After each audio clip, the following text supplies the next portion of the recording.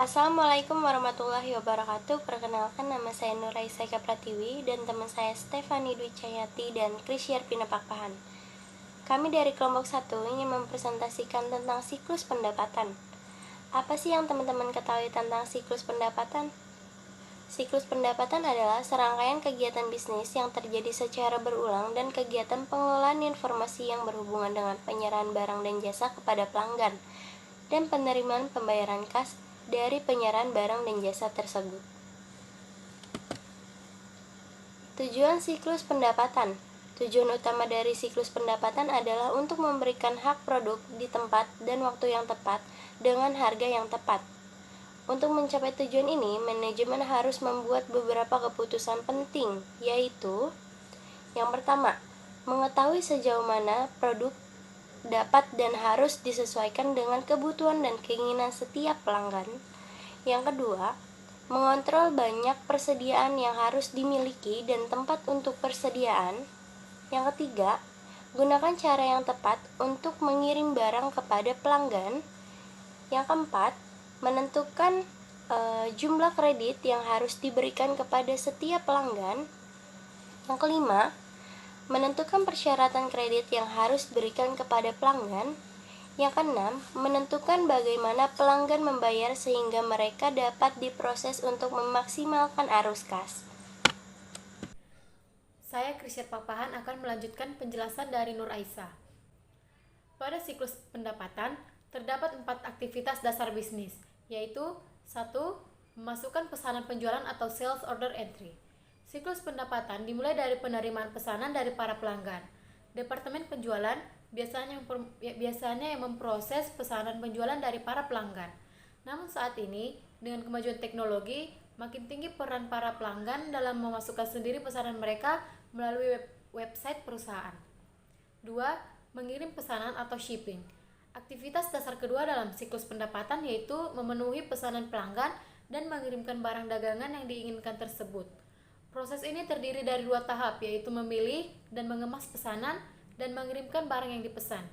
Aktivitas ini umumnya dilakukan oleh Departemen Gudang dan Pengiriman. 3. Penagihan dan piutang usaha atau billing and accounts receivable. Melibatkan penagihan ke para pelanggan dan memelihara datang piutang usaha. Proses ini dilakukan dalam 2 tahap, yaitu menagih pelanggan dan memuktahirkan data piutang yang dilakukan oleh unit kerja yang berbeda di dalam Departemen Akuntansi. 4. Menerima pembayaran kas atau cash collection. Langkah terakhir dari siklus pendapatan adalah menerima dan memproses pembayaran dari para pelanggan. Aktivitas bisnis siklus pendapatan. Beberapa aktivitas bisnis yang dilakukan dalam siklus pendapatan antara lain: 1. Penerimaan pesanan dari para pelanggan, yang terdiri dari mengambil pesanan pelanggan, persetujuan kredit, memeriksa ketersediaan persediaan, dan menjawab permintaan pelanggan. 2.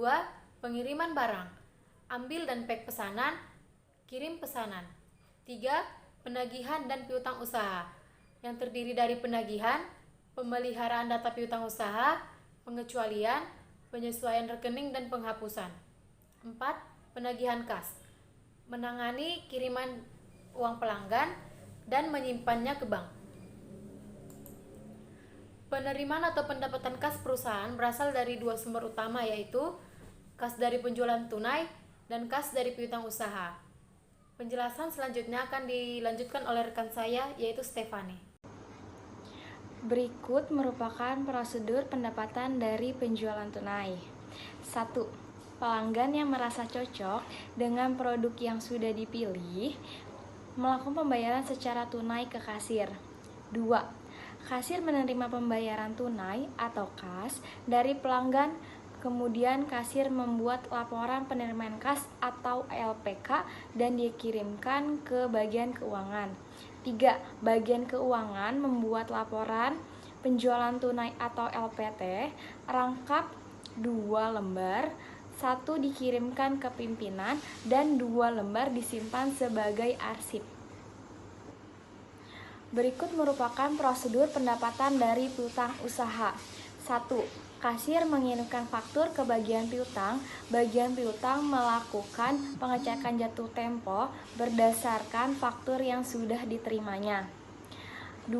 Apabila jatuh tempo sudah dicek, maka bagian piutang mencatat waktu jatuh tempo tersebut pada schedule umur piutang atau SUP. 3. Berdasarkan SUP tersebut, bagian piutang membuat surat tagihan piutang atau STP dan STP dikirimkan ke pelanggan. 4. Pelanggan menerima STP, melakukan pembayaran pada saat jatuh tempo. Pembayaran dikirimkan ke bagian piutang. 5. Bagian piutang menerima pembayaran dari pelanggan dan membuat faktur lunas rangkap 2, lembar 1 dikirimkan ke pelanggan, lembar 2 disimpan sebagai arsip. 6. Bagian piutang membuat laporan penerimaan kas dari piutang rangkap 2 lembar dikirimkan ke bagian keuangan, lembar 2 disimpan sebagai arsip. Tentang flowchart siklus pendapatan. Untuk kolom pelanggan, yang pertama dimulai dari mulai, selanjutnya memilih jasa servis.